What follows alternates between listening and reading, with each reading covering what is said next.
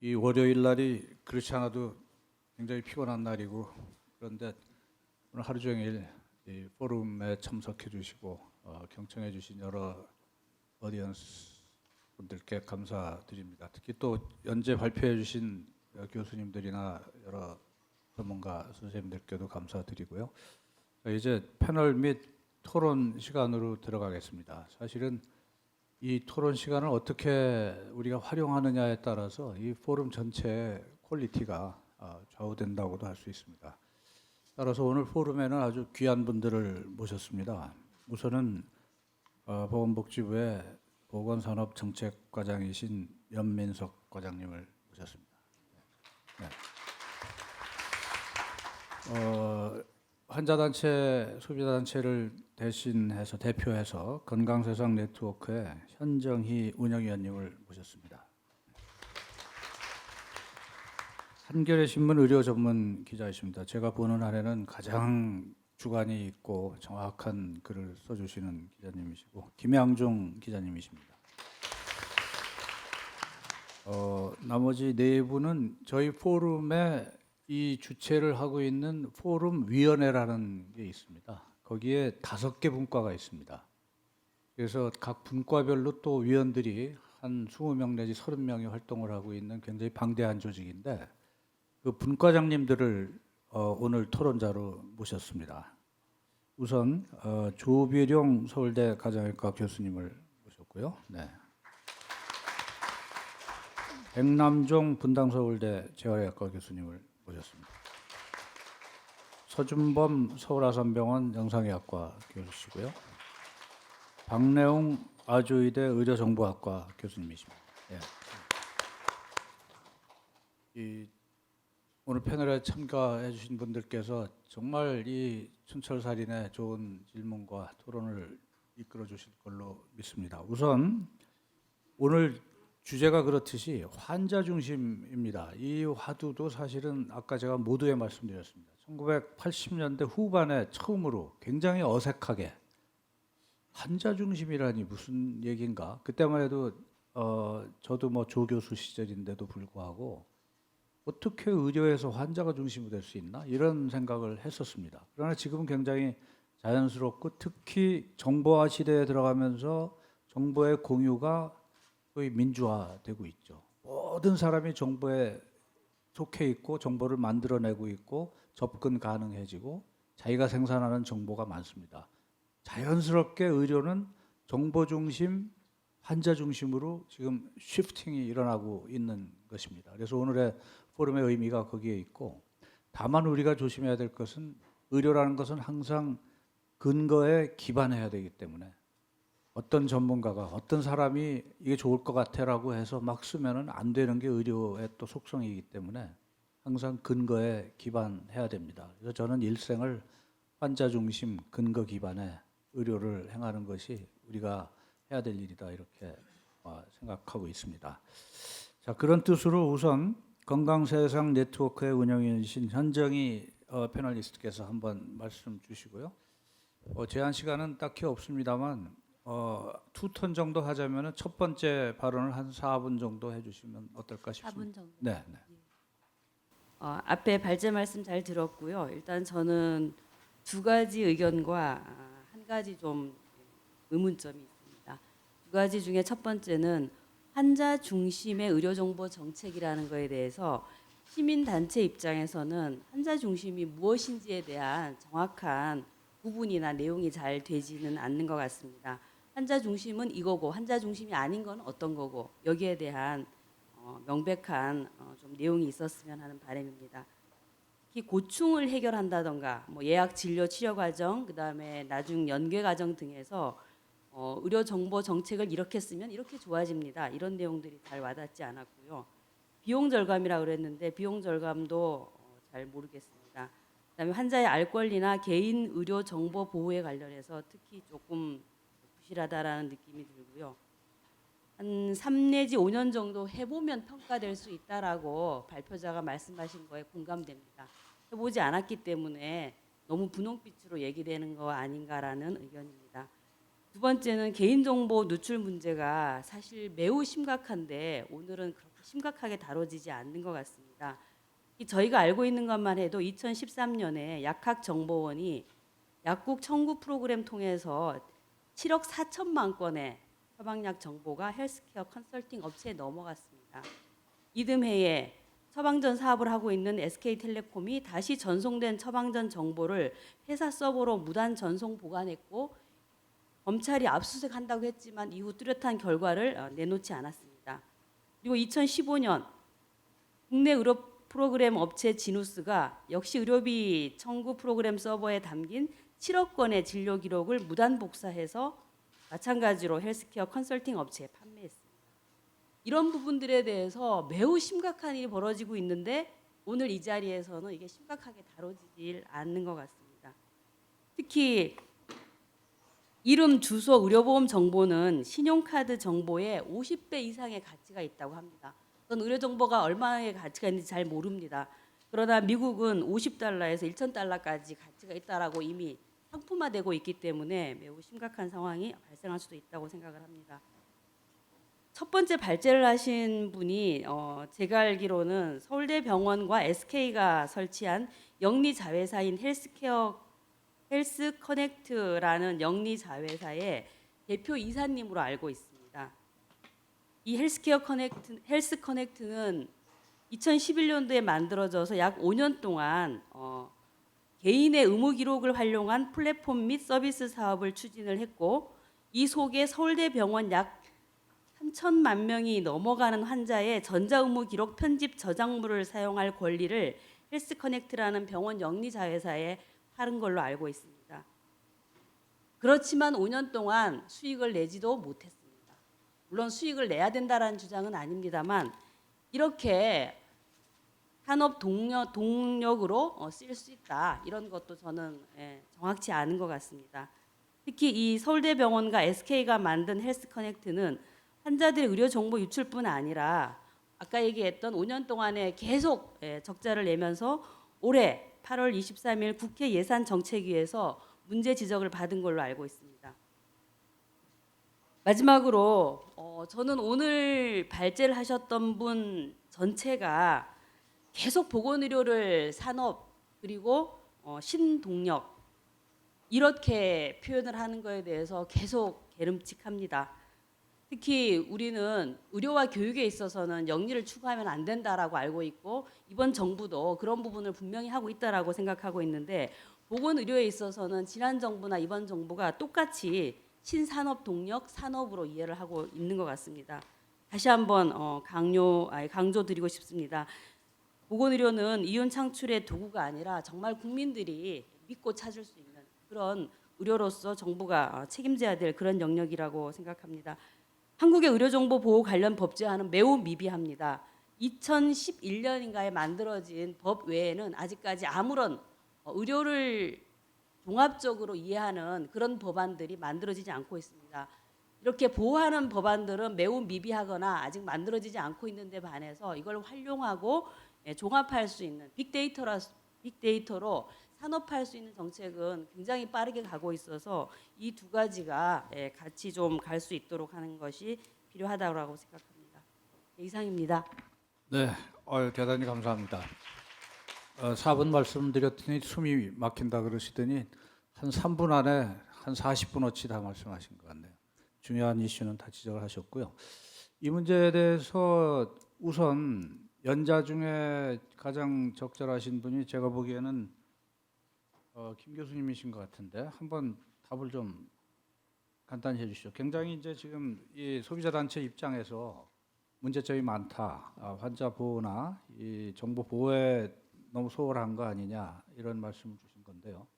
네, 김일권 교수님께서 한번 간단히.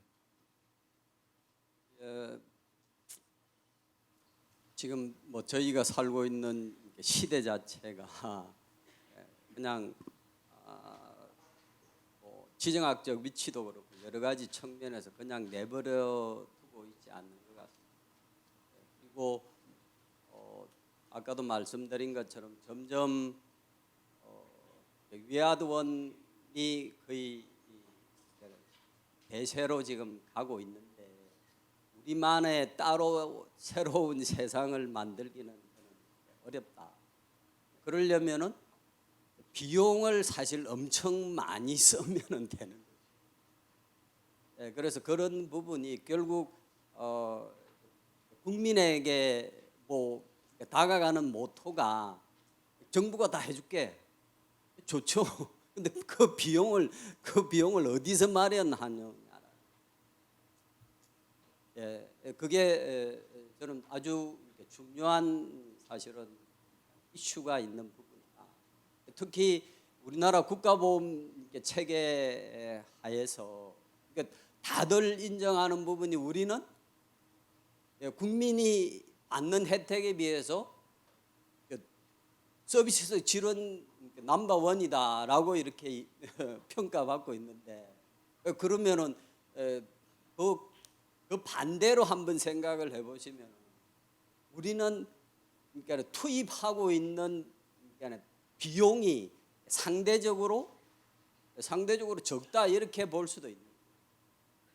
저는 그걸 아주 심각하게 우리가 생각해야 될 필요가 있다. 우리가 뭐 혼자 사는 세상이 아니지 않나. 네네. 그 뭐 어떤 질의에 이제 답변에 디펜스를 하시기보다는 이제 연자들께서는 본인이 처한 입장에서 다 세상은 여러 컬러가 어울려져서 발전하고 있는 거기 때문에 이런 면에서 나는 뭐 그 질의는 이해하지만 이런 점도 더 필요한다고 본다. 이런 이제 시각을 말씀해 주시면은 그런 것이 좋을 것 같고 지금 잘 하신 것 같습니다. 또 다음 제 2라운드가 있을 거니까요. 다음으로 넘어가서 김양준 기자님, 제가 기대를 많이 하고 있습니다.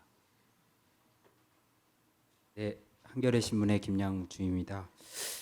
사실 제가 미래라는 것을 잘 몰라가지고 이 미래 보건의료 포럼에 여러 차례 토론자로 이렇게 초청을 받은 바가 있었는데 한 번도 참석을 하지 않았었습니다. 다만 이제 새로운 정부가 되고 또 새로운 정부의 보건의료 정책의 방향에 맞춰서 미래 보건의료 포럼은 또 어떤 방식으로 새로운 정책들을 고민하고 만드는지 좀 보고 싶어서 사실은 토론회에 참석을 했고요. 개인적으로는 의료 정보를 어떻게 하면 잘 보호하면서 또는 이용하는지 이거에 대해서 좀 더 고민하고 배우는 시간으로 생각을 하고 있습니다. 기사를 쓰면서 사실 의료 정보의 중요성을 굉장히 크게 실감을 하고 있습니다. 신문에 쓰는 많은 기사들이 여기에서 말씀하신 의료 정보로부터 환자들에게 또는 독자들에게 전하는 역할을 저희가 하기 때문인데요. 이 기사를 쓰면서 너무나도 그동안 의료 정보라는 것들이 많이들 좀 한계를 가지고 있다 이렇게 많이 느꼈습니다. 결핵 사망률 기사를 쓰는데 알고 보니 결핵 사망에는 결핵 환자가 교통사고로 사망한 것까지 통계에 집어넣어서 알고 보니 이 결핵 사망률이 단순히 증가하거나 감소하는 게 틀렸다는 분석이 나온다든지 갑상선암에 대해서 진단 기술이 발전하다 보니까 급격하게 또 증가했다가 여기에 대해서 의사들이 비판하니까 다시 갑상선암 수술률이 감소한다든지 또는 건강보험 이 청구 자료로 이 의료 정보를 만들다 보니까 얼마든지 또 현장에서 의료 현장에서 잘못된 청구를 하거나 잘못된 정보를 모았을 때 그 정보들이 사실은 환자들에게 굉장히 잘못 전달되고 있구나 이런 경험들이 굉장히 많았습니다. 그래서 사실 이런 이 상황에서 새로운 미래에서는 이러한 의료 정보의 정확성을 얼마나 좀 담보해낼지 이 사실은 아직도 좀 신뢰가 되지 않은 측면들이 많습니다.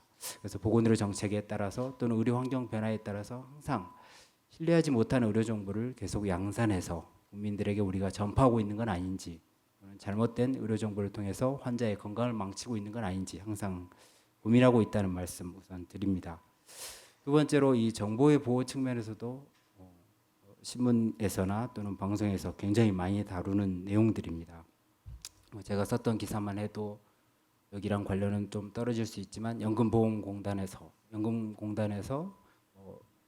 가입자들의 개인정보를 알아보기 위해서 여러 번 컴퓨터 자판을 두드리고 또 그 정보들이 대부분 알고 보니 무슨 연예인의 사적인 정보 또는 자기 애인의 정보 뭐 이런 것들을 알아본다든지 건강보험공단에서도 오랜 일이긴 하지만 한 10여 년 전 일이긴 하지만 건강보험의 정보를 가지고 어디에 뭐 판다든지 뭐 이런 일들은 사실은 과거에도 있어 왔고 현재는 뭐 그것보다 훨씬 더 강화된 법률로 규제를 하고 있기 때문에 그런 일이 벌어지지는 않겠지만 사실 여전히 이 정보에 대한 자신의 정보가 공개될 것 같은 또 굉장히 민감한 의료 정보가 공개될 것 같은 국민들의 불안은 여전합니다. 그에 대한 충분한 신뢰를 줘야 하는데 아직 그럴 만한 장치를 가지고 있다고 판단되지는 않습니다. 사실 병원 정보에 대해서도 얼마 전에도 이게 꼭 좋은 일인지 나쁜 일인지 모르겠지만 아무튼 백남기 농민 사망 사건에 관련돼서도 많은 의료인들이 관계없는 의료인들이 정보를 본다든지 또 이전에도 노태우 전 대통령의 이 침수를 받은 일반 방사선 촬영 사진이 언론을 통해서 공개된다든지 이런 일들은 우리가 굉장히 많이 겪은 바가 있습니다. 이러한 이 개인 의료 정보에 대한 안전 장치를 충분히 두지 않는다면 여전히 특히 산업화시키는 과정 속에서 민간의 이익에 따라서 또는 민간 산업의 이익에 따라서 얼마든지 쓰일 수 있을 만한 불안감이 여전히 있다는 것을 말씀드립니다.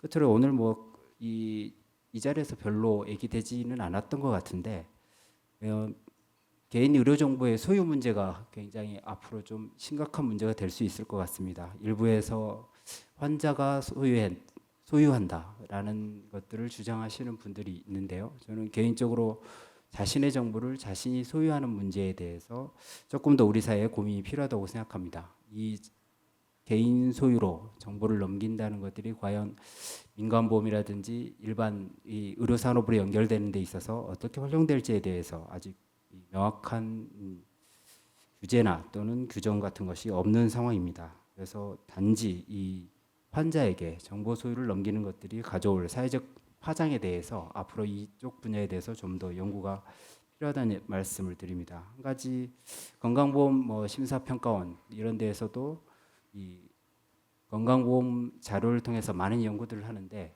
제가 개인적으로는 환자들이 병원을 이용하면서 내 의료 정보가 연구에 이용된다. 이게 동의하는 절차 같은 것을 별로 본 적은 없습니다. 다만 건강보험이든지 심평원이든지 자체 IRB를 통해서 이런 것들에 대해서 심사하고 또 연구가 필요한지 또 연구의 과정이 적절한지 이런 것들을 검토하는 단계에 있는데 의료 정보의 개인적인 소유 문제와 관련해서 앞으로 진료 과정에 있어서의 연구 절차, 연구가 필요한 내용들에 대해서 환자들의 동의를 어떻게 받을 것인지 하는 부분도 함께 고민해 주시기 바랍니다. 이상입니다. 네, 김 기자님 너무나 감사합니다. 이 의료 정보의 신뢰성, 지금 만들어지고 있는 정보가 정말 신뢰할 수 없는 수준의 그냥 쓰레기 같은 것들이 많이 있을 수 있고 실제로 아는 사람들이 많이 알고 있는 얘기고 또 정보 보호의 측면이 너무나 허술하다는 거 지적하셨고 정보의 소유 문제 아까 오시기 전에 이영기 교수께서 지적을 하셨었던 그런 문제인데 이 문제에 대해서 누가 조금 코멘트 더 하시고 싶은 네 그러실 것 같았습니다. 이기혁 교수께서 예, 말씀 잘 들었습니다. 그 현정희 위원님하고 김양중 교수님이 그 의료 정보의 보호에 대해서 이제 좀 많이 강조를 하신 것 같습니다. 사실 아시는 바와 같이 충분히 그렇게 지적할 수 있는 상황이라고 저는 생각을 하고 있지만 그 우리가 이렇게 그 통신 산업에서 아까 말씀드린 대로 금융 산업으로 넘어오면서 개인 정보에 대한 보호 관련된 부분을 이제 정리해 갔는데 의료 쪽은 아직 그런 부분을 왜 못했냐라고 따지기 전에 이제 해야 될 시기가 되지 않았나라는 생각을 해요. 그 과거에 아시다시피 데이터도 많이 유출되고 또 아까 그 김 기자님께서 말씀하신 백남기 농민 그 의료 데이터 조회 건도 그렇고 아직 이쪽에서는 즉 보건 의료 쪽에서는 그 보안에 대한 부분을 아직 좀 이렇게 깊이 연구하고 확립이 아직 안 된 상태다라고 저는 좀 보고 있고요. 그런 측면에서 아까 제가 관리적 측면의 제언을 드린 대로 보건의료 IT 감독 규정이라든지 이런 부분을 좀 조속히 좀 준비해서 같이 공감대를 형성해서 나가야 될 것 같은 생각이 좀 듭니다. 그래서 물론 지적은 뭐 정확하고 맞다고 생각하지만 보건복지부도 사실 아까 말씀드린 대로 보안팀이 작년에 만들어졌어요. 그리고 병원 쪽 대형 병원 같은 경우도 보안 파트 정도, 그다음에 중소형도 이제 IT 부서에서 보안 쪽 하기 때문에 그런 부분을 이런 세미나를 통해서 좀 이슈화하고, 또 금감원 같은 경우, 금융위원회 같은 경우도 그 금융보안원이라는 걸 만들었고, 그다음에 정통부 같은 경우도 키사를 만들었지 않습니까? 마찬가지로 보건의료 데이터가 중요한 만큼 그런 보건의료 ICT 감독 규정을 좀 만들어서 의료 보안 그런 감독 연구원이라든지 아니면 점검이라든지 아까 리드 헬프 체크 말씀드렸는데 그런 거를 좀 조속히 좀 이렇게 누가 잘했니 잘못했니 따지기 전에 이제 좀 했으면 하는 게 제 개인적인 생각입니다. 이상 짧은 의견 말씀드렸습니다. 네, 감사합니다. 이 두 분께서 일치된 말씀을 해주셨고 매우 중요한 이슈이죠. 그 문제는 그 문제대로 연구하고 규정도 만들고 어떤 기구를 만들어 나가는 거 좋고요. 단 정보라는 것은 말씀드린 대로 양날의 칼이기 때문에 그걸 또 어떻게 합리적으로 이용할 수 있는가, 이 문제는 또 다른 고민의 문제고. 그래서 이쯤에서 연민석 과장님께서는 어떤 정부에서 또 오래 일하셨으니까 간단히 지금 나온 문제를 좀 코멘트해 주시고 넘어가죠. 말씀하신 것처럼 지금 여러 발제자들이 말씀하신 거는 굉장히 지금 그 현재 상황에서 보건의료 정보 활용이 필요하다 이런 것도 말씀해 주셨고, 또 지금 또 일부 발제자께서는 신수영 교수님이라든가 이기혁 교수님께서는 지금 정보보호, 의료 보안이라든가 뭐 정보보호가 필요한 것, 또 그리고 어느 정도까지 우리가 할 수 있는 것인가 그 말씀을 해주신 것 같습니다. 우리 이제 신수영 교수님께서 개인정보 비식별화 관련해서 재식별화 하는 문제점에 대해서 어디까지 우리가 접근을 할 수 있을 것인가 그런 문제에 대해서 이제 개인적으로 이야기를 했는데, 만약에 재식별화 방지가 100% 하려면 그건 공개를 안 해야 된다 그런 거죠. 좀 법표로 말씀해 주셨듯이 0에서 100까지 사이에서 어느 정도까지 할 수 있는가 하는 것들을 사회적 합의를 통해서 답을 구해야 될 걸로 생각을 합니다.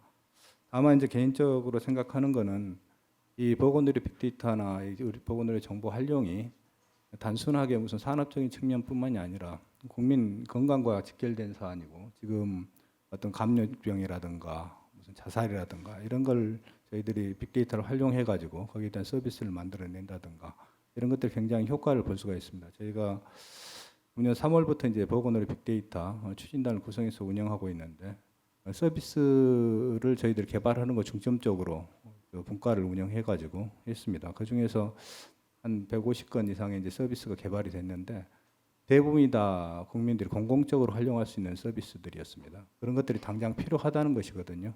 그래서 그런 것들을 할 수 있도록 하고, 또 한 가지 이제 저희가 같이 정보보호분과를 같이 운영을 했었는데, 기본적으로 이제 정보보호분과에서도 나온 이야기가 아예 이 시스템이나 이 서비스를 개발하기 전에 우선 정보보호에 대해서 고려가 필요하다. 다만 고려가 필요한데 이 100% 할 수 있느냐, 그거는 사실 현재 한계는 있는 것 같습니다. 어느 정도까지 우리가 할 수 있느냐 하는 부분인 것 같은데요. 그런 부분에 대해서 저희들이 같이 논의를 하고 해결점을 좀 찾아야 되지 않을까 그렇게 생각을 합니다. 네, 고맙습니다. 자, 이제는 우리 분과장님들로 한번 넘어가 보겠습니다. 조비령 교수께서 그냥 하실 말씀이 많은 것 같아요. 그러나 4분입니다. 예. 예.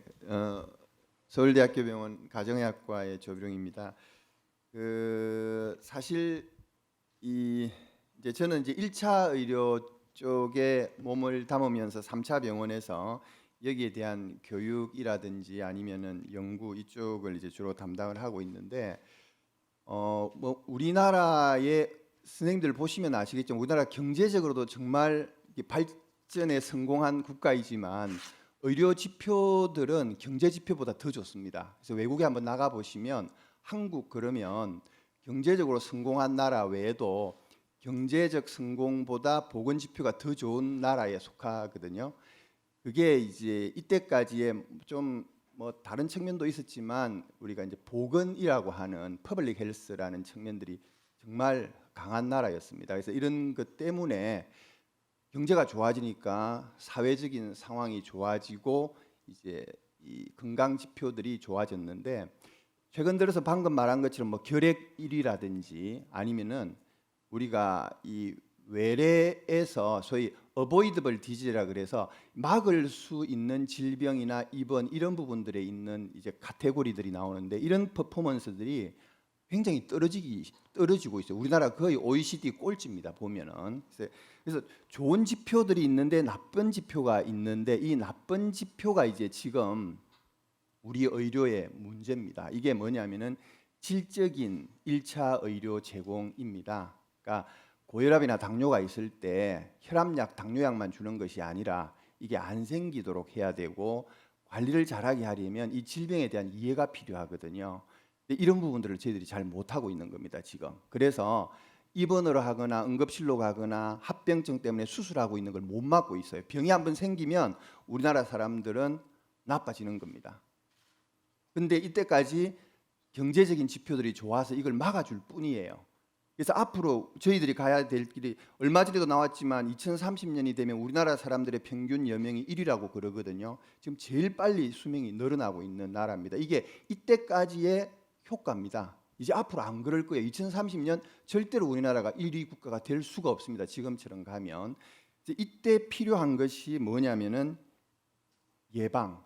그러니까 병이 생기지 않도록 예방해주고 만성질환에서 합병증이나 입원으로 가지 않는 응급실로 가지 않도록 잘 관리해주는 부분인데 이 시스템이 안 되어 있는데 이 시스템을 저희들이 뭐라고 하냐면은 이제 뭐 지역 사회 중심의 의학이라든지 좀 전에도 나왔지만 파퓰레이션 헬스라 그래서 소위 뭔가 잘못 관리되고 있는 사람 또는 질병으로 가고 있는 사람들을 빨리빨리 프리딕션 찾아내서 좀 캐치해주는 부분인데 이걸 현재처럼 개개인이 하려면 너무나 많은 비용이 들고 어려운데 이걸 다행히도 IT 기술이 도와줄 수 있다는 겁니다. 그래서 이런 파퓰레이션 헬스 예방 의료 잘 관리하는 이런 부분에 지금 우리가 가지고 있는 테크놀로지를 얼마나 빨리 적용할 수 있느냐. 다행히도 이런 점들이 방금도 이야기가 됐지만 보이고 있거든요. 이런 부분들을 빨리 쓸 수 있도록 하는 것이 필요하다라는 것이고 뭐 결국은 고혈압 당뇨일 때 보면은 고혈압 당뇨를 나쁘게 하는 것들은 어떤 좋은 치료제를 안 먹고 이런 것도 있지만 지역 이 환자들이 병원에 잠깐 찾아왔을 때의 3분 진료 이거보다는 더 문제가 병원과 병원 찾아오기 사이에 지역 사회에서 내가 어떤 음식을 먹고 어떤 활동을 하고 이런 게 더 문제라는 거거든요. 이런 것들을 현재의 여러 가지 정보 시스템들은 저희들을 찾아낼 수 있고 도와줄 수 있는 방향성들을 그것도 큰 돈 들이지 않고 할 수 있는 이런 방향들을 보여주고 있습니다. 그래서 이런 부분들을 하는 것에 대해서 좀 더 저희들이 빨리 나가야 되겠는데 이제 제가 지금 보니까 정보 보호 이런 것들이 문제이라고는 저도 느낍니다. 그런데 사실 저는 조금 의문 중에 하나가 방금도 여러 가지 사례를 들었지만 의료 정보가 밝혀져 가지고 문제가 된 사람들은 대부분 유명하거나 돈 많고 잘 사는 사람들인 것 같아요.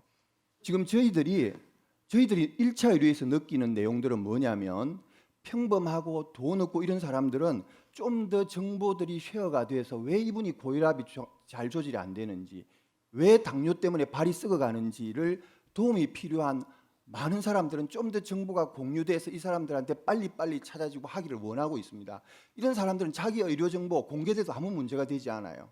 그래서 물론 그런 분들의 의료 정보 보호돼야 되는 거 저 느끼고 있습니다만은 이런 1차 의료 쪽에서 이런 테크놀로지들이 좀 더 국민들을 위해서 빨리빨리 잘 쓰여질 수 있도록 해야 되겠다. 물론 뭐 두 가지 양면의 칼이지만 그런 부분들에 대해서 우리가 좀 더 왜냐하면 이게 우리나라의 위크니스거든요. 지금 이 세계 비교를 해보면 그래서 이런 부분 하나 말씀드리고 싶고 뭐 간단하게 두 개 더 말씀드리면 두 번째는 이런 퍼블릭 헬스, 파퓰레이션 헬스를 담당하고 있는 1차 의료기관들이 너무 영세합니다. 이런 IT 테크놀로지 주로 3차 병원 위주지 않습니까? 그런데 3차 병원에서 디지즈를 치료하고 이런 데도 필요하지만 이 정보가 필요한 곳은 1차 의료기관이거든요. 커뮤니티에 있는 조그만 의료기관들이 그 지역 사회에 있는 사람들에 대한 건강 관리하는데 이게 정말 필요합니다. 그래서 지금 미국에서도 미닝풀 유즈라고 해서 정부가 이걸 지원하지 않습니까? 아까 보호를 위해서도 정부 기관이 필요하다고 하시지만 이런 1차 의료 정보들을 쉐어링하고 만성 질환들을 잘 관리하기 위해서 1차 의료기관들이 이런 테크놀로지를 사용할 수 있도록 지금은 이제 우리나라 1차 의료기관들은 이거 자기들이 이제 적용 못 합니다. 할 수 있도록 도와줘야 됩니다. 이걸 또 뭐 보험처럼 이렇게 뭐 80% 90%를 정부가 도와줘야 된다든지 그렇게 할 필요가 있겠다라고 생각을 하고 세 번째가 지금 뭐 AI라든지 이런 정보들이 나오면 아까 보니까 의료와 금융이 가장 먼저 타격을 받을 곳이다 뭐 이런 말들도 나오는데 저는 절대로 그렇게 생각하지 않습니다. 이 정보는 우리의 퀄리티를 좋아지게 할 뿐입니다.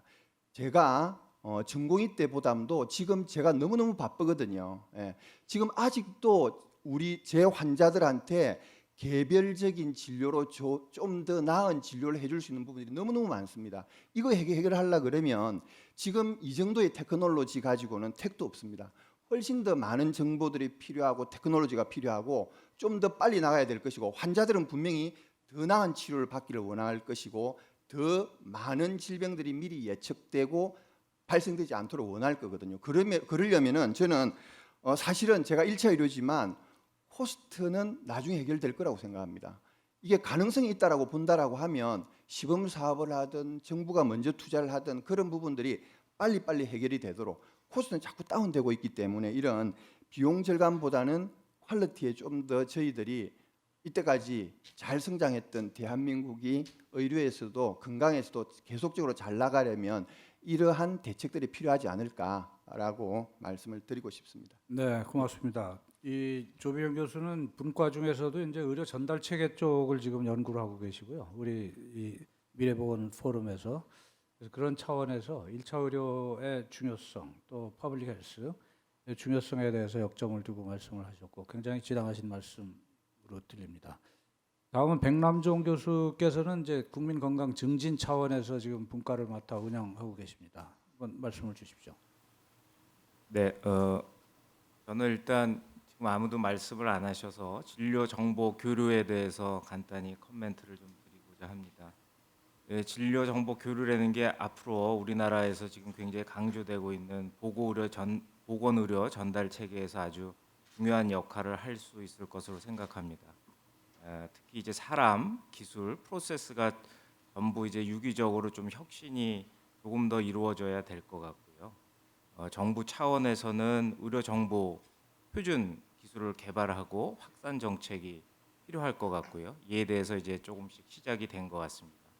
그리고 또 진료 현장에서는 좀 수동적인 게 아니라 좀 적극적으로 의료 현장에서 자발적인 프로세스 개선이 필요하겠다라는 생각이 들고요. 또 의료인 또 환자 또 적극적으로 참여해야 될 것 같습니다. 그래서 앞으로 조금 더 활성화돼서 결국은 이제 하나의 네트워크로 묶이는 그러한 시대가 빨리 와야 되지 않을까 생각을 합니다.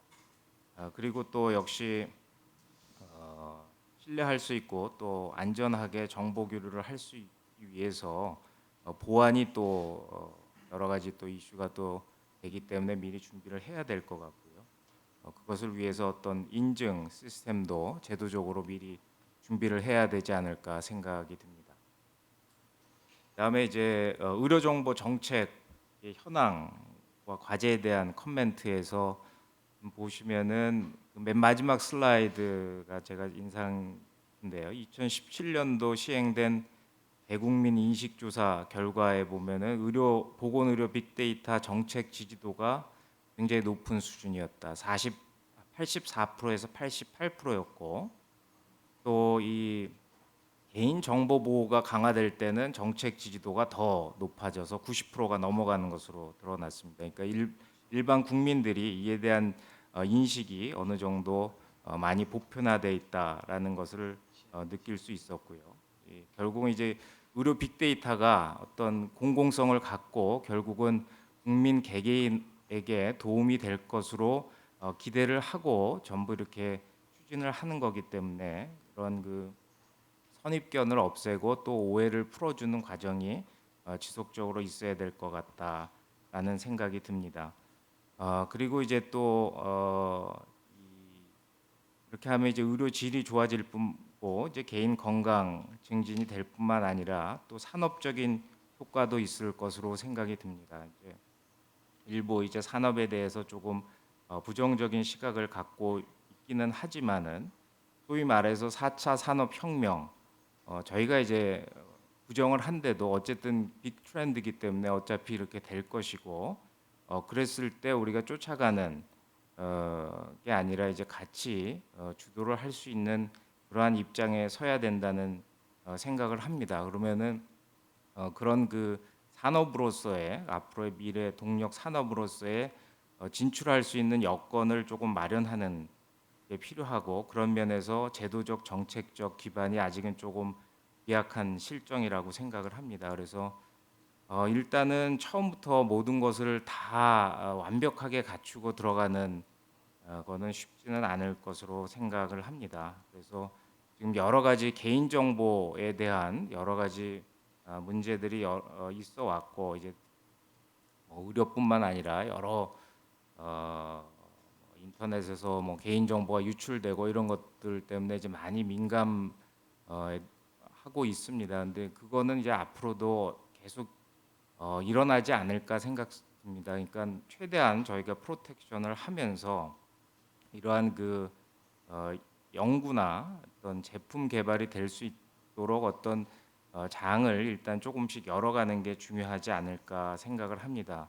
그리고 이것에 대해서 정부나 전문가들이 참여하는 관리기구 같은 것을 만들어서 모니터링하고 또 필요에 따라서는 제재도 할 수 있는 이러한 것들을 이제 차츰 준비해가는 게 중요하지 않나 싶습니다. 그래서 옛날에 이제 저희가 이제 워드 와이드 웹이라고 그랬죠. 뭐 그때는 그렇게 했을 때 뭐 이메일도 일부는 있었고 없었고 뭐 유도라라는 것도 썼고 뭐 다음도 쓰고 뭐 gmail도 쓰고 그러지만은 어차피 이제 뭐 야후도 쓰고 라이코스도 썼지만은 지금은 어떤 형태로든 지금은 모든 사람이 그냥 편하게 부지불식간에 어떤 포탈을 쓰고 이메일을 쓰고 그런 시대가 곧 오리라고 생각을 합니다. 거기에 대해서 저희가 너무 소극적으로 나서서도 안 되지만은 어느 정도는 좀 준비해야 되는 그런 과정이 있지 않아야 될까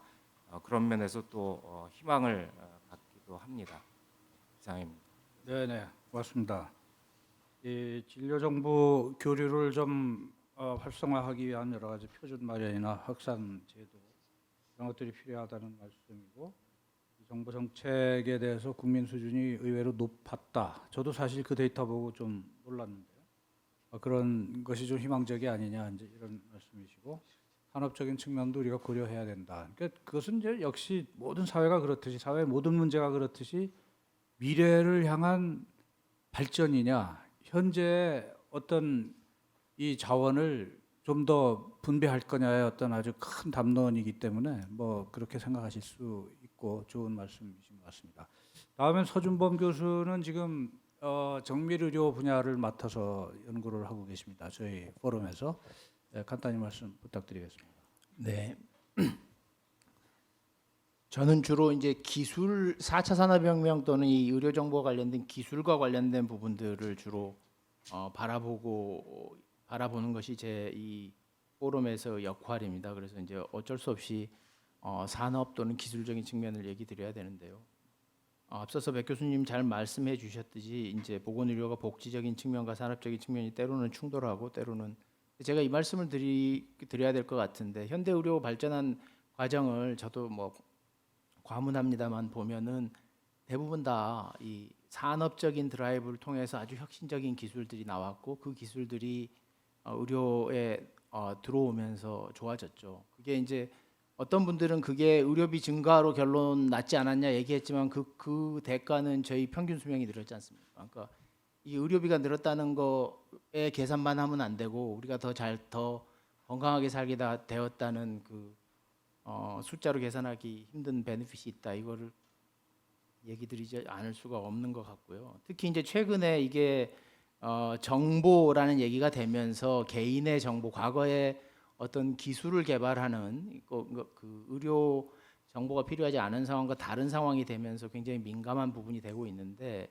앞서서 신수영 교수님이 강의 때 얘기 드렸지만 제가 한 가지 제안 드리고 싶은 거는 의료 정보를 다 섞어서 얘기하지 말고 좀 나눌 필요가 있다는 겁니다. 그러니까 이게 1차 목적의 진료에 사용되는 그 의료 정보의 뭐 진료 정보 교류라든지 이런 부분하고 진료를 마치고 창고에 들어 있는데 기술을 개발하기 위해서 사용하게 되는 2차 사용을 위한 정보를 잘 나눠서 생각해야 된다는 거를 강조드리고 싶어요. 이게 이제 자칫 섞이면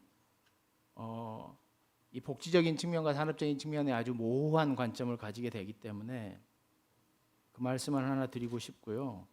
네, 두 번째 드리고 싶은 말씀은 이제 개인 정보라는 게 사실은 굉장히 사회적인 면이 있다는 얘기를 드리고 싶습니다. 그러니까 이제 그 얘기들 많이 하는데 9.11 이전에 미국에 있는 미국인들이 그 국가가 개인의 정보를 들여다보는 걸 다 반대했다 그러죠. 그런데 그 이후로 완전히 바뀌었다고 듣고 있습니다. 현재 의료 정보에 관한 관점들도 그렇게 많이 바뀌고 있는 것 같아요. 지금 미국에서 일어나고 있는 All of Us라는 캠페인, 그러니까 이제 개인이 의료 정보를 올림으로써 정밀의료를 만들자는 캠페인이나 또는 자신이 가지고 있는 환자들이 자신이 가지고 있는 기록이 향후의 연구에 활용할 수 있도록 기증 형태를 하는 블루버튼 이니셔티브, 이런 것들을 보면은 이게 이제 과거에 이게 이제 정보가 굉장히 중요하다는 걸 깨달으면서 그 대중에게 일어나는 개인 정보에 대한 인식의 변화라고 생각하거든요. 아까 저희 인식조사도 이런 것들을 반영하고 있다고 생각합니다. 그래서 과거에 이 정보 유출 때문에 생긴 문제들을 중심으로만 바라볼 게 아니고 현재 우리가 정보를 활용해서 새로운 기술을 만들어내면서 얻게 되는 베니핏을 바라보는 관점에서 이 개인 정보를 바라보는 시각들이 변하고 있다라는 얘기를 좀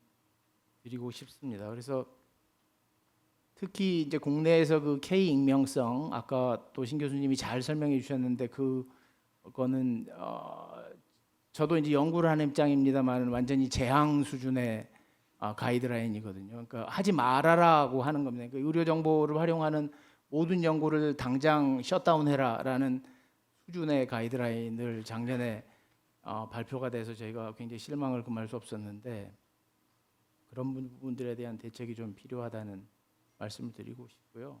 제가 30초만 더 얘기 드리면 상업화 관련해서 소유권 얘기가 굉장히 많이 나오고 있는데 그 소유권 부분들을 먼저 해결하는 국가나 또는 커뮤니티가 이건 성공할 수밖에 없다라고 저는 얘기를 드리고 싶습니다. 제가 이번 달에 호주에 있는 인공지능 학회를 잠깐 다녀왔는데 거기 하버드 대학 교수님이 이제 국가 정책을 하시다가 하버드 대학 교수 하시는 분이 이 정보에 관한 아주 재미있는 얘기를 하나 들려주셨는데, 미국의 33개 주에서 의료 정보가 거래되고 있다고 합니다. 그런데 그 거래되는 33개 주 중에서 히파 룰을 따르고 있는 주는 3개 주밖에 없다고 합니다. 나머지 30개 주는 그러니까 이거는 몇 가지를 시사하는데 기존의 히파가 가지고 있는 개인 정보의 가이드라인이 현실에 맞지 않다라는 걸 시사하고 있기도 하고요. 그 다음에 의료 정보라는 게 그렇게 바이올레이션 해가면서 상업화를 해야 될 정도로 강력한 드라이브가 있다. 향후 산업적인 이런 두 가지 정도를 시사한다고 저는 생각하고 있습니다. 그래서 좀 그런 부분에 대해서 제가 이제 제안을 하나 한 거는 그 빌 게이츠가 로봇을 도입하면 로봇세 내자고 한 것처럼 저희가 의료 정보를 활용해서 회사가 성공하면 의료 정보세를 내 가지고 복지재정에 보태면 소유권 문제를 조금 해결할 수 있지 않을까, 이런 참신한 아이디어를 내보기도 했습니다. 감사합니다. 네, 고맙습니다. 역시 이제 정보 이 AI 쪽 꽤 이제 많은 공부를 하고 계신데 그런 걸 하다 보니까 정보를 마음대로 쓰지 못하는 게 AI 아까도 얘기 나왔지만 아무리 프로토콜과 프로그램이 있어도 좋은 정보가 없으면 무용지물이거든요. 정보를 굉장히 목말라하는 그런 입장에서 이제 말씀을 주셨고 다음에 오늘 제일 할 말이 많으실 건데 박래훈 교수는 분과 중에서도 이제 정보 활용에 관한 쪽을 다루고 계십니다. 뭐 아호가 정보 박래훈 선생이신데 말씀 좀. 네, 소개 말씀 감사합니다. 먼저 그 앞에 발표해 주신 내용에 뭐 잠깐 짤막한 코멘트 드리면 그 한국형 표준하지 말자고 길공 교수님, 황희 교수님 말씀해 주셨는데 100% 동감합니다. 우리 더 이상 정보의 갈라파고스 가면 안 되고요. 제발 한국형 제발 하지 않았으면 좋겠습니다. 그래서 100% 공감을 하고요. 신수영 교수님 아까 트레이드오프 하셨는데 100%의 완벽한 정보 보호할 수 있을지 모르겠는데 그렇게 될 경우 그 데이터는 전혀 사용을 우리가 할 수가 없게 되는 겁니다. 그래서 우리가 어느 수준에서 어느 정도의 리스크를 우리가 감당할 건지는 그 시대에 맞는 그 우리 국민들이 합의를 해서 결정할 문제인 거지 이거는 기술의 문제가 아니다. 이런 이야기를 명확하게 드리고 싶습니다. 그리고 그러면 우리가 우리 의료 정보를 이용을 하지 말고 환자의 정보의 완전한 그 보호를 만약에 우리가 한다라고 했을 때 그러면 우리는 손 놓고 있을 동안 그러면 외국에 미국이나 영국이나 중국이나 일본이 손을 놓고 있을까? 같이 손을 놓고 있다면 좋겠지만 절대 그럴 리가 없고 그래서 그쪽에서 어떤 정말 굉장한 서비스 아마 구글이 만들겠죠? IBM이 만들 텐데 그러면 우리는 그냥 그걸 가져다가 쓸 수밖에 그야말로 소비자가 될 수밖에 없는 입장이 되고 그것은 결국 우리 국민들의 복지나 또 치료의 질에 있어서 결코 이득이 될 수 없다라는 그런 생각을 합니다. 그리고 이 병원 입장에서 심리적 위축이 굉장히 심각합니다. 현재 앞에 이제 그 예를 들어서 주셨는데 그 약학정보원 사건, 뭐 SKT, 지누스 이런 것들이 다 형사 재판을 이제 받게 돼서 굉장히 심각한 일이 됐죠. 물론 그 일 자체도 심각했던 것들이고 그렇게 되다 보니까 병원들이 데이터의 공유에 대해서 너무나 보수적인 입장을 취하고 있고요. 그래서 이제 굉장히 큰 병원들과 지금 뭐 인공지능 주로 관련된 업체들이 많은 이제 연구 작업들을 지금 하고 있는데 그 업체들이 인공지능이나 이런 관련 업체들이 굉장한 피로감을 느끼고 있습니다. 그 데이터를 접근하려고 하면 아주 까다로운 조건을 거쳐야 되고 뭐 IRB 승인 이 정도가 아니고 와서 뭐 철통 같은 보안 속에서 뭐 손발 꽁꽁 묶인 상태에서 데이터 보기도 힘든 상태에서 분석을 해야 되고 그래서 이 업체들이 과연 더 이상 이 분야에서 더 연구를 해야 될 건지에 대해서 아주 많은 회의감을 느끼고 있어서 아니 이런 식으로 우리가 손 발 다 묶어서 우리가 글로벌리 경쟁력 있는 어떤 서비스 이런 것들을 개발할 수 있을까에 대해서 저는 정말 의구심을 가지고 있습니다. 그리고 이제 제가 주로 많이 하고 있는 거는 그 이제 시간이 좀 1분 30초, 1분 3초 남았는데 분산연구망이라는 걸 주로 많이 하고 있습니다. 분산연구망은 데이터를 각 병원들의 데이터를 표준화시켜서 기관 안에 가지고 있고 데이터를 기관 바깥으로 나오지 않고 분석하는 소프트웨어를 기관 안으로 보내서 분석하고 그 분석된 결과만 가지고 나오는 이런 방식인데 근데 이런 방식으로 정말 환자의 데이터가 완벽하게 보호가 되는 인프라거든요. 방식인데도 불구하고 병원들이 굉장히 이 방식으로 연구하는 데 있어서 걸림돌을 생각하는 거는 이제 그 IRB 소위 생명윤리 및 안전에 관한 법률에서 15조 1항을 보면 인간 대상 연구를 하려고 하는 자는 뭐 어쩌고저쩌고해서 기관위원회 심의를 받아야 된다. IRB를 받기를 원하고 있는데 아까 말한 이제 분산연구망 같은 경우는 이제 뭐 10개, 20개, 100개 병원들이 한꺼번에 데이터 표준화시켜 놓고 프로그램 쫙 보낸 다음에 결과 분석해서 모으기만 하면 되는 건데 그러려면 100개 기관 또는 50개 기관의 IRB를 다 통과해야 돼서 현실적으로 거의 불가능한 것들을 요구하고 있거든요. 그런데 시행규칙 2조를 잘 보면 여기서 이 말하는 연구란 물리적으로 개입을 하거나 상호작용을 하거나 개인을 식별할 수 있는 정보를 이용하는 연구일 경우에 이거를 연구로 규정을 하고 있습니다. 그래서 아까 말한 이제 분산 연구망을 이용한 그러한 그 간접적으로 하는 연구 같은 경우에는 IRB를 받을 필요가 없거든요. 법적으로 없는 거임에도 불구하고 병원들이 아까 말한 이런 형사 재판과 관련된 이런 민감한 이런 것들을 경험을 하고서 굉장히 너무 보수적으로 나와서 안 해도 되는 너무 지나친 보수적인 접근 때문에 오히려 우리 연구나 또는 그 연구로 인해서 환자들의 그 복지 증진이라든가 치료를 올릴 수 있는 여러 가지 또 산업적 가치가 있는 이런 것들 개발에 너무 주저하는 것들이 많이 있어서 오히려 우리가 이런 것들을 좀 풀어야 되는 게 아닌가 이런 생각을 합니다. 감사합니다. 네, 고맙습니다. 정보를 많이 연구하시면서 실제적으로 부딪히는 내용을 말씀해 주셨습니다. 일단 이 네 분과장님의 말씀을 듣고요. 플로어에서 혹시 궁금하신 분이 있으시면 한번 네, 이영기 마이크. 네, 잘 들었습니다. 서울대학교 병원 임상영양학과 이영기입니다. 저는 정보를 활용해서 신약을 잘 개발하는 어떤 이런 관점에 있는데요.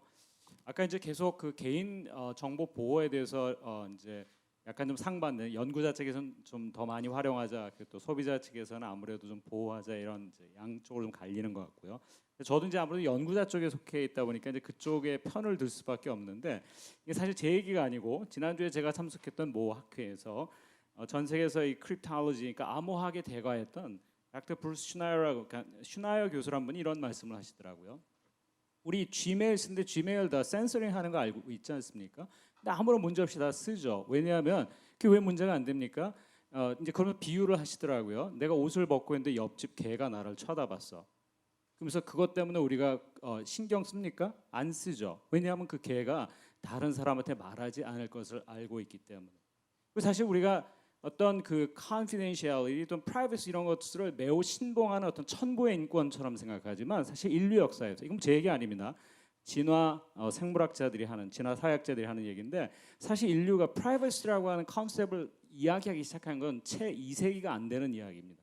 잘 아시지만 과거에 유럽의 어떤 왕궁이나 이런 데 보면 방이 따로 있는 게 아니라 회랑으로 열려 있었고요. 쉽게 말해서 한국 옛날 그 과거의 전통 가옥을 떠올려 보시면 그 사이에서 프라이버시라고 하는 게 어디 있었습니까? 다 그렇게 다 알고 서로 알고 지내던 사이였던 거죠. 제 얘기는 뭐냐면은 개인의 정보를 보호해야 된다는 건 맞지만 지금 이제 그 어떤 문제점으로 제기되고 있는 것들은 아까 얘기했던 그 옆집 개가 내 벗고 있는 걸 보더라도 그 걱정하지 않는 것보다도 더 문제가 적은, 즉 다시 말해서 아주 특정한 사례에 대해서 그 문제점을 제기하는 것들을 너무 침소봉대하는 것은 아닌가 하는 점이 염려가 돼서 짧게 말씀드렸습니다. 고맙습니다.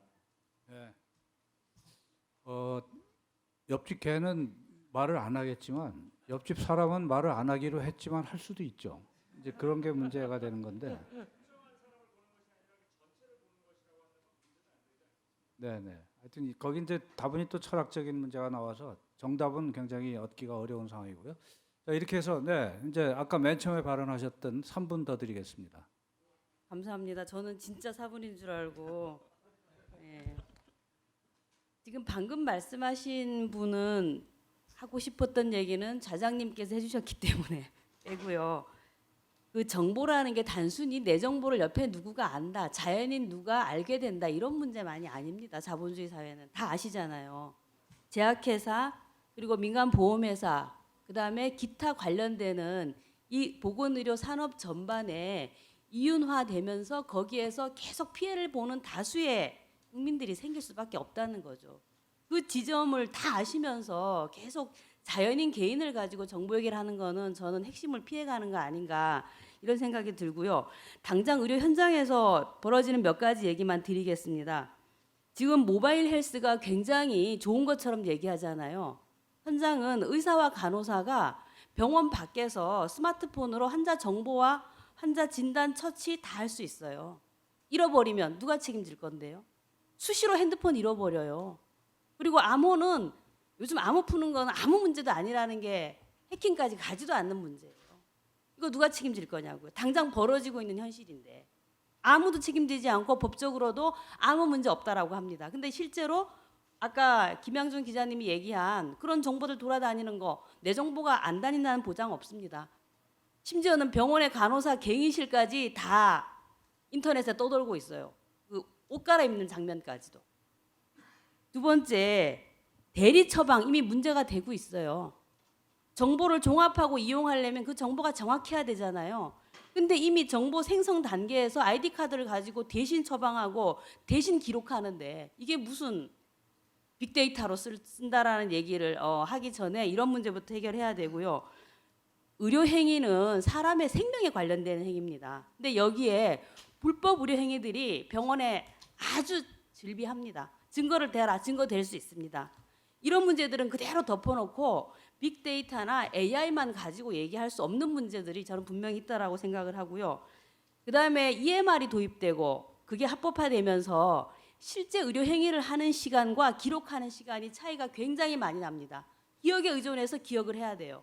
근데 기록할 때는 그 실시간이 기록되는 게 아니라 자기가 기억을 더듬어서 그 행위를 했던 거를 추적해서 기록을 하도록 되어 있습니다. 여기에서 오는 문제들은 또 어떻게 해결할 건지. 그다음에 우리나라는 의료 전달 시스템이 이미 붕괴돼 있어요. 아까 빅데이터 좋고 의료기관 간 정보 공유해서 활용하고 응급실에 오는 환자들 빨리 잘 응급 케어하는 거 중요합니다. 그런데 우리나라에서 이미 의료 체계가 시스템이 붕괴됐는데 실제 환자나 보호자들은 큰 병원에서 3, 4일 만에 쫓겨나서 그 다음 병원 찾는 게 제일 힘든 일이에요.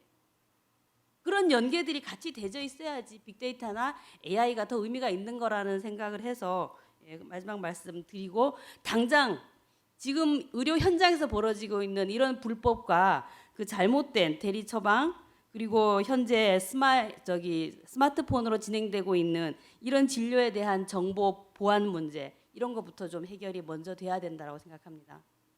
네, 뭐 그런 도입에 앞서서 안전성을 완전히 담보한 후에 가야 되지 않느냐 하는 그런 말씀으로 받아들이고요. 근데 여기 계신 의료인이든 뭐 아니든 모든 분들이 우리 위원님의 의견에 다 동의할 겁니다.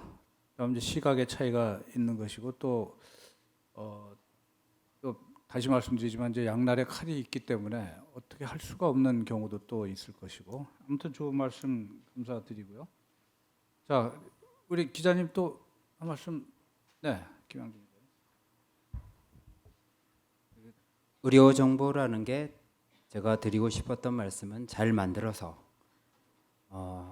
부작용 없이 잘 이용했으면 좋겠다, 이런 대전제에서 말씀을 드린 거고, 그러기 위해서 보완해야 될 문제, 또 정보 보호의 문제, 정보의 타당성 문제 등을 충분히 잘 갖춰서 이용하는 절차를 만들어야 된다, 이런 얘기를 드리는 거고, 만약에 이거를 산업화해 그리고 의료 현장에서 이용하기 위해서는 정말 의료인으로서 최선을 다하고 있는지, 이게 기존의 의료보다 좀 더 뛰어난 효과를 가진 건지, 환자에게 비용 효과적인 건지, 이런 것들을 충분히 좀 검증했으면 좋겠다 하는 말씀이고요.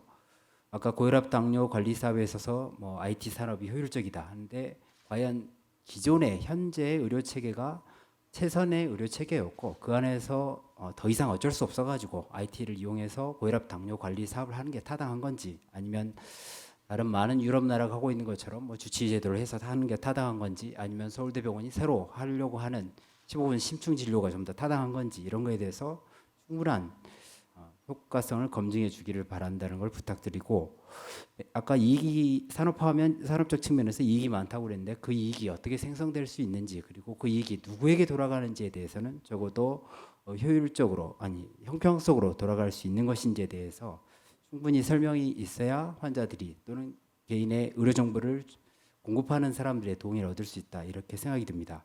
그리고 아까 뭐 유명인만, 뭐 일부 유명인만 본 거 아니냐, 뭐 하인리 법칙을 굳이 얘기하지 않더라도 수 없는 개인 정보들이 드러나지 않은 사건들에 의해서 굉장히 많이 노출된 거는 누구든지 알 수 있는 것인데, 굳이 유명인만 얘기하는 게 혹시라도 다른 토론 자리에서 실수하지 않기를 바라는 마음에서 말씀드립니다.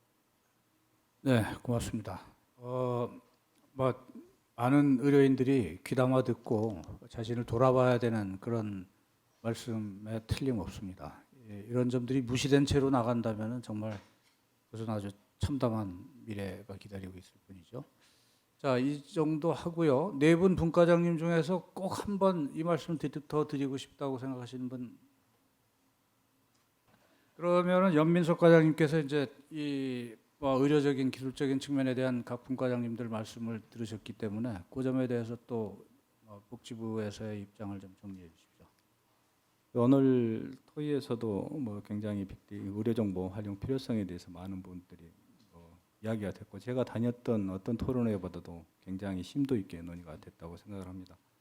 그 현정희 의원님이나 김영주 기자님 말씀하신 동일한 취지이실 것 같은데, 개인정보 보호는 철저히 해야 된다고 생각합니다. 사전적으로 준비할 수 있으면 최소한 저희들이 준비를 해서 사전적 조치를 취해야 되고요.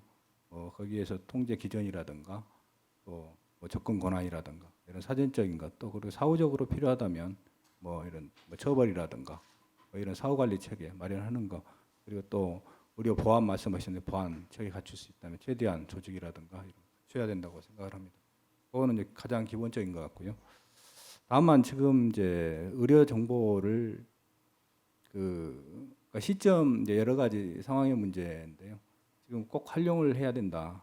활용 필요성이 있다 하는 부분을 좀 말씀드리겠습니다. 지금 뭐냐면은 고령화 급속히 지금 진전이 되고 있거든요. 이 평균 수명은 길어지고 있는데 건강 수명이 문제입니다. 건강하게 오래 살 수 있도록 예방적 차원의 접근이 있어야 될 것 같고요. 또 의료비도 굉장히 늘어나고 있습니다. 전달 체계들 많이 이야기가 되는데 그 전 의료비 지출 이런 것들을 어떻게 절감할 것인가. 또 그리고 뭐 제약회사에서 예전 같으면 뭐 임상 시험이라든가 이걸 거쳐서 하지만 요새 데이터 마이닝 통해 가지고 신약 개발합니다.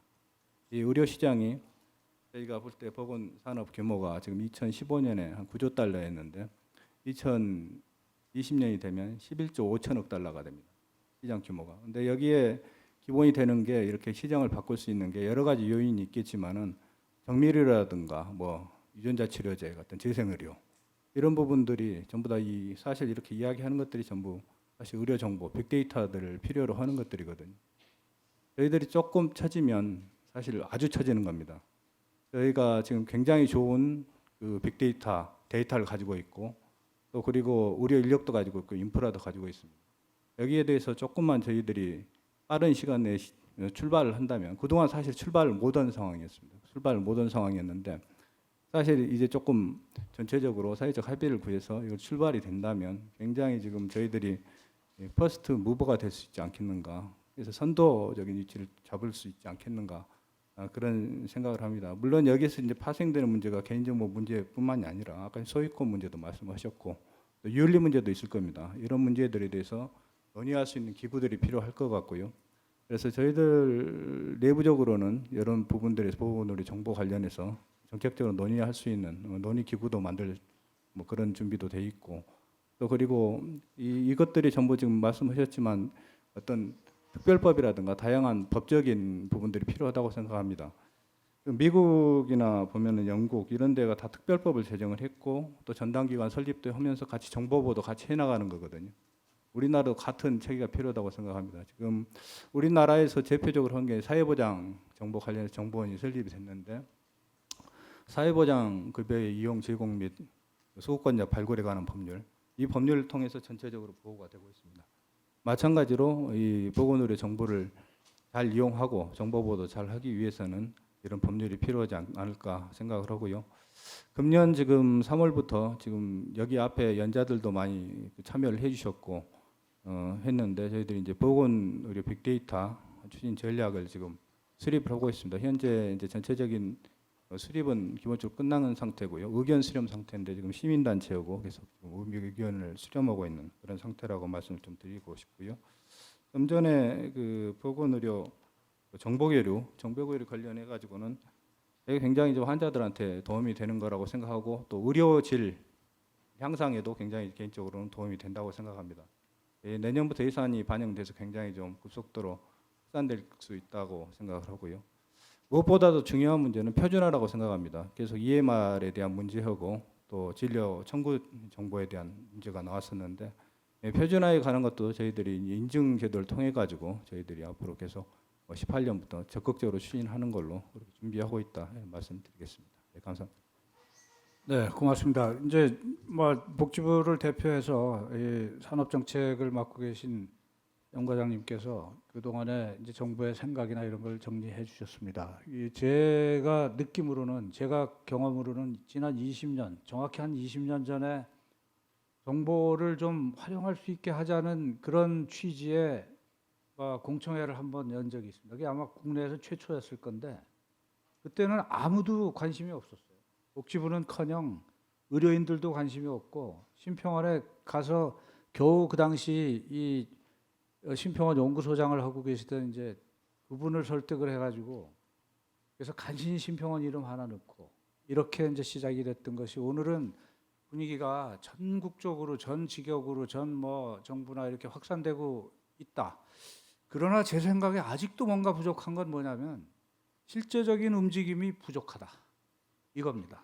이 뭔가 지금 이렇게 논의만 하고 분위기는 잘 되고 있어 이렇게 분위기만 탈 땐가 아까 박래원 교수 좀 얘기했지만 외국에서 지금 막 정신없이 가고 있고 그 그 트랙을 놓치면은 우리는 그냥 뭐 루저가 될 건데, 단 우리가 기억해야 될 것은 철저한 정보 환자 뭐 개인정보 보호라든가 그런 기전을 마련해 가면서 우리도 빠른 걸음으로 가야 되겠다, 이런 생각을 합니다. 자, 오늘 강연해 주신 6분 연자, 그리고 7분 패널리스트 여러분들, 그리고 끝까지 남아서 이렇게 경청해 주시고 토의해 주신 오디언스 여러분, 대단히 감사합니다. 이것으로 오늘 세션 전부 마치도록 하겠습니다. 고맙습니다.